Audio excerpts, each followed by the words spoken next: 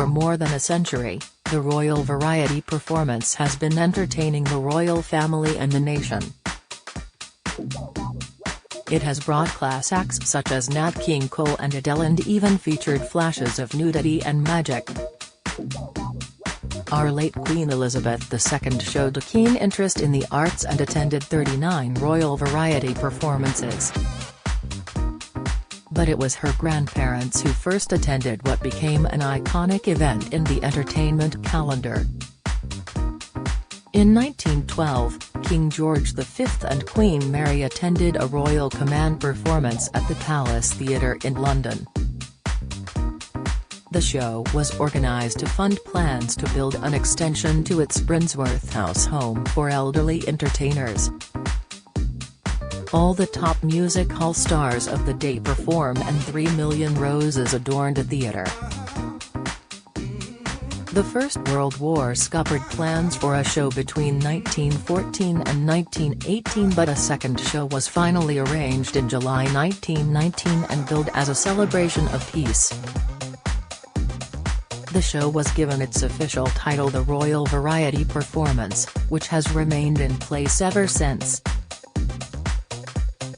George V called for the evening to be an annual event in 1921. Other rules stipulated that the monarch or a senior member of the royal family would attend in aid of Brinsworth House and the Royal Variety Charity, once a year thereafter. The charity's chair, Giles Cooper, gave a heartfelt statement yesterday as the world learned of Her Majesty's passing. He said, "The Royal Variety Charity is deeply saddened to hear of the passing of Her Majesty the Queen. Her Majesty was patron of the Royal Variety Charity for 70 years, taking on this duty after the death of His Majesty King George VI in 1952. The Queen was an enthusiastic supporter of our charity, and we were honoured to have Her Majesty's presence at 39 Royal Variety performances, the first in 1945 and the final one in the Diamond Jubilee year of 2012. The Royal Variety Charity sends its sincere condolences to His Majesty the King and the entire royal family." In her 70-year reign, Queen Elizabeth II attended half of the Royal Variety performances and stayed long after the curtain had been dropped to meet and laugh with individual performers. The Queen was just 21 when, as Princess Elizabeth, she attended her first show in 1947. On the programme were Laurel and Hardy, Bud Flanagan and Gracie Fields. In 1952, Queen Elizabeth II attended her first Royal Variety as monarch. Norman Wisdom and the Beverly Sisters were among the performers making their royal debut as the new young queen proclaimed, "This is the best show of all." The 1950s saw performances from Count Basie and his orchestra, Dame Vera Lynn, Morecambe, and Wise, Judy Garland and Gracie Fields. The dawn of the 1960s welcomed the first televised Royal Variety performance. An electrifying Sammy Davis Jr. took to the stage for his first appearance of 4. The swinging 60s saw the Queen entertained by Shirley Bassey, Cilla Black, the Two Ronnies, Nat King Cole, Lulu Ann Morecambe and Wise. But it was the Beatles who made the most notable appearance of the decade as they caused hysterics in 1963 when John Lennon famously said, "For our last number I'd like to ask your help, will the people in the cheaper seats clap your hands? And the rest of you, if you'll just rattle your jewelry." The 1970s welcomed huge names like Harry Belafonte,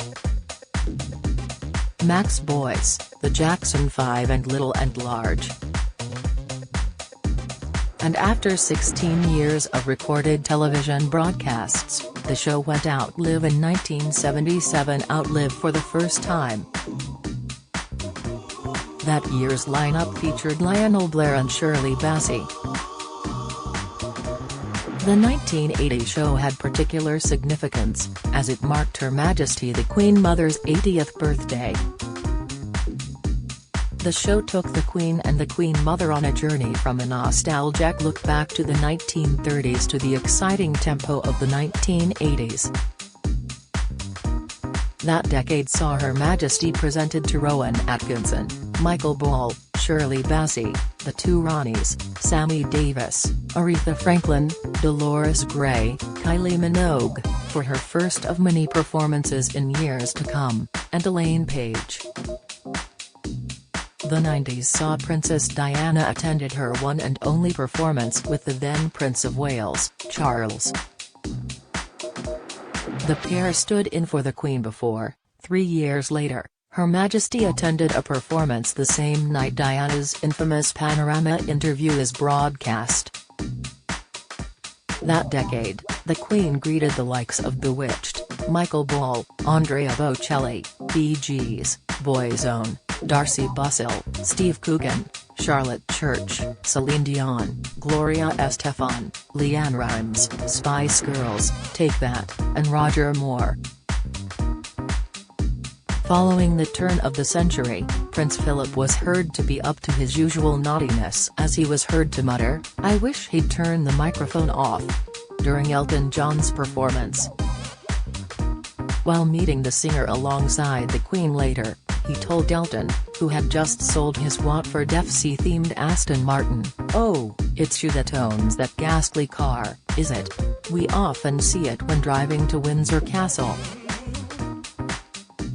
The Naughties brought performances from Anastasia, Andrea Bocelli, Bon Jovi, Russell Brand, James Blunt, Alexandra Burke, Busted, Charlotte Church, Miley Cyrus, Craig David, Gloria Estefan, Gareth Gates, Whoopi Goldberg, Luciano Pavarotti, Rod Gilbert, Enrique Iglesias, Jethro, Chaka Khan, Jennifer Lopez, McFly, Michael McIntyre, Al Murray, Rihanna, Shania Twain, Meat Loaf, Leona Lewis, Liza Minnelli and Bette Midler. The first ever winner of Britain's Got Talent, Paul Potts, stunned the nation with his rendition of Nessun Dorma.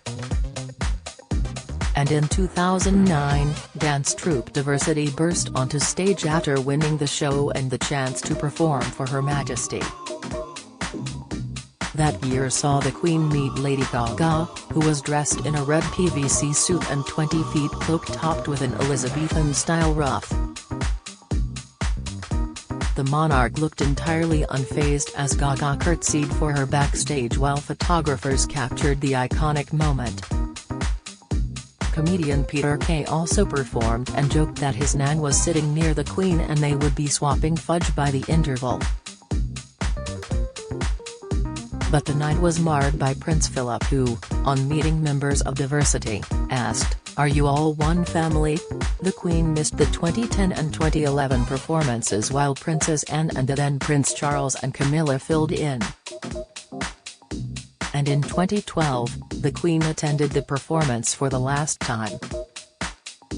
It was the show's 100th anniversary in the same year as the London Olympics and Her Majesty's Diamond Jubilee.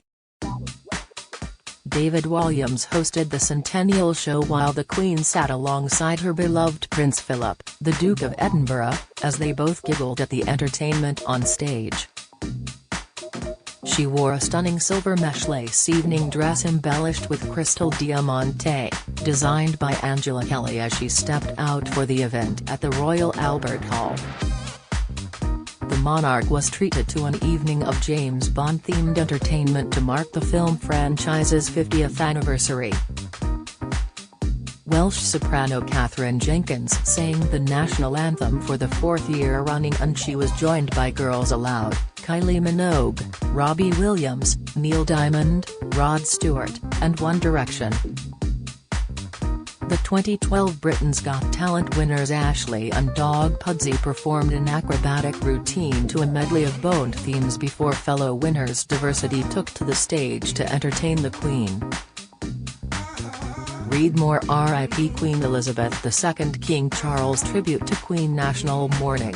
What You Can't Do. Kate and William confirm new titles inside Queen's final week.